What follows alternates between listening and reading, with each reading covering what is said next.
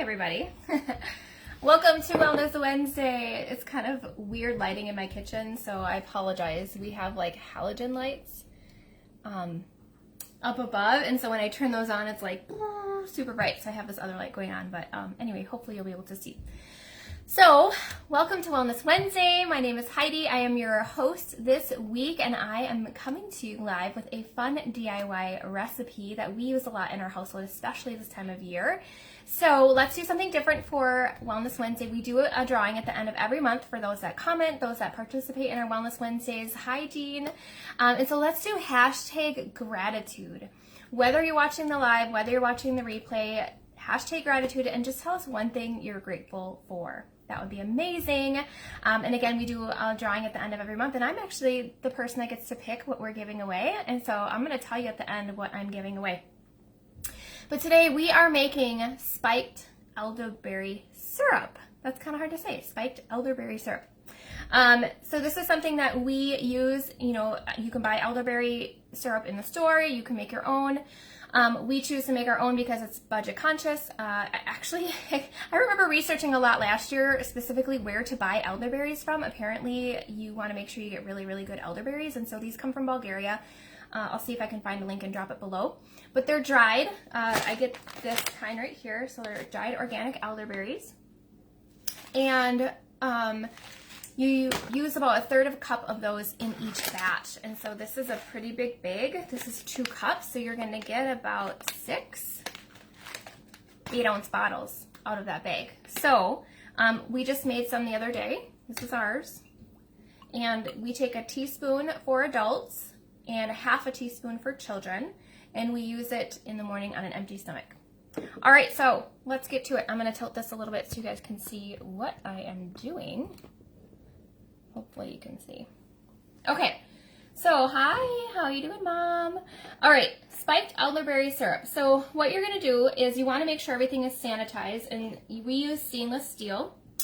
Everything is stainless steel or glass when we're making this. And you want to make sure that you're using spring water and not, you know, city water. City water has too many chemicals in it for this project, and so make sure you use a spring water. But basically what you're going to do is you're going to take 1/3 cup of elderberries and you're going to put it in this pot with 1.5 cups of spring water, and you're going to let that gently simmer. You're going to reduce the heat and put it on low, and I'll put the recipe in the comments. But you're going to want to make like a reduction, and so you want to make sure you have 1/2 cup of the elderberry juice, or like syrup, reduction syrup, by the time you're done. So it's 1.5 cups water to 1/3 cups elderberries, dried elderberries, and you're just going to cook that until you have about 1/2 cup of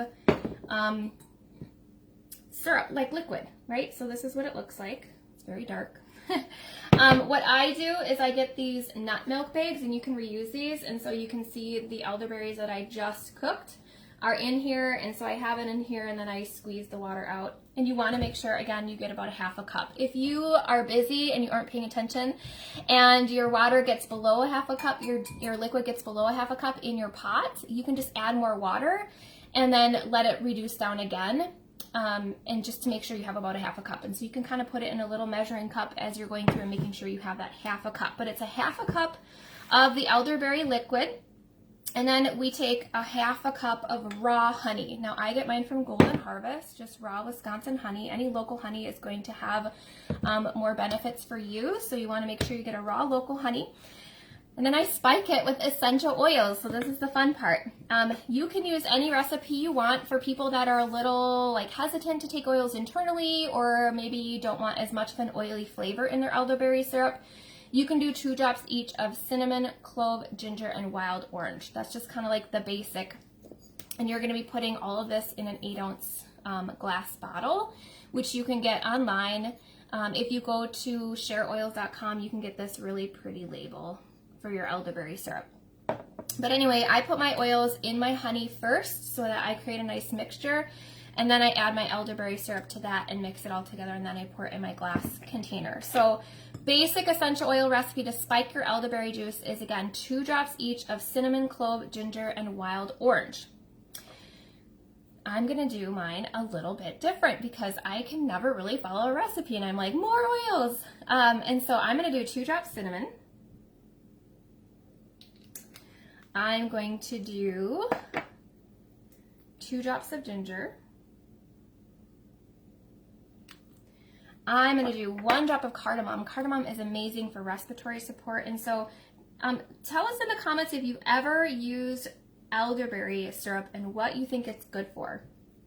I did some research on this last year and found out elderberry is good for so many things. They actually did a study. This is 2 drops of clove. Sorry, so we did ginger, cinnamon, cardamom, and clove. And then I'm going to do 3 drops of the next citrus oils. I have lime, which is a natural decongestant. Apparently I can't multitask and talk at the same time, so hold on and then I'll tell you the study. Okay, so 3 drops lime, 3 drops lemon, ooh, and 3 drops of wild orange. And then if you want, you can do 2 drops of On Guard. So there's a total of 4, 6, 8, 14, 15-ish drops of essential oil in this 1/2 cup honey. And then I'm just going to stir it up. This is like the carrier, so you're going to mix it all together with your oils and make sure it gets nice and good and mixed. So anyway, they did a Norwegian study that showed that flu patients given elderberry syrup were 4 days sooner than the patients receiving a placebo. So it cut down it shortened the cold and flu for them. Okay, it's going to get a little discolored, but that's normal because you're mixing in oils and fat with honey. Then they suggest, here are the ways to use, oh sorry, hold on a second. One more thing it's good for is respiratory support. It said elderberries support the body's removal of phlegm, and this was according to the Herbal Apothecary. Elderberries are a great immune support. They're a potent source of anthocyanin, which is an antioxidant. We all know antioxidants are the good guys, and they have incredible immune supporting properties. It also has elderberries. They have beta carotene, calcium, magnesium, potassium, vitamin B6, iron, valerianic acid, which I don't know what that is. I'm going to have to look it up. Iron, viberonic acid, and shikimic acid, which shikimic acid, if you've been paying any attention to alternate sources during this whole pandemic, shikimic acid has been found to bind to the ACE2 receptor sites, which is where the spike proteins want to bind to. So shikimic acid is really good for you this time of year with what we're currently dealing with. And then it also has tyrosine and other immune supporting alkaloids. All right, so here's my honey mixture. I'm going to add in my elderberry syrup.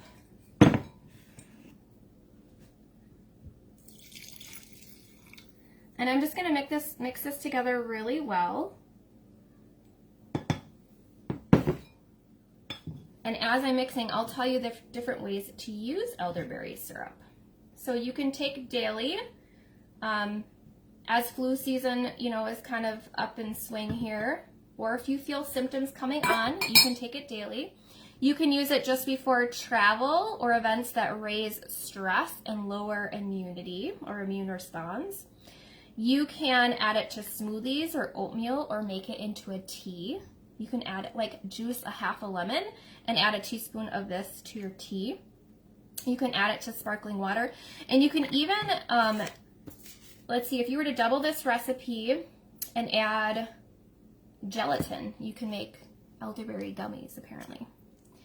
All right, so I'm just going to make sure this is mixed really, really well, and then I'm going to pour it into my glass jar. Now this will store, again, you can take daily for immune properties. You do want to store it in the refrigerator, and it will last you, they say you want to use it within 3 to 4 weeks. Our family, size of 6, yeah, that's about average, especially if we're all hitting it. We might make it last 3 weeks. And this isn't something we make year-round. This is something we do really only during this time of year because it'll sit in our refrigerator and it won't get used, and then it just goes to waste. Okay, so I think I have this pretty well mixed. Let's see if I can do this without spilling. All right, so we're going to pour it into our bottle here. So I'm curious if you guys have ever used elderberry syrup, and I want to know what you noticed after using it. And if you're going to try this DIY with spiked with essential oils. Yay! Got it all in there. All All right, so that's it. Even had a little bit of room to spare. I probably could have had a little more elderberry juice. And that's it. So we're gonna shake this up. Again, when you use it, take it out of the fridge. Teaspoon for adults, half a teaspoon for kids. All right, so I'm gonna give away this bottle of elderberry syrup today to this month's Wellness Wednesday winner. So hashtag gratitude and tell us one thing you're grateful for this Wellness Wednesday. And I hope you all have a blessed Thanksgiving week and enjoy your visits with family and friends and that you stay healthy. All right, I will check the comments. I don't see any questions. And I can only see Mom and Jean, but I can tell more people are watching. Okay, that's it for today's Wellness Wednesday. Hashtag gratitude, and can't wait to see who the winner is. Have a great week, guys. Bye.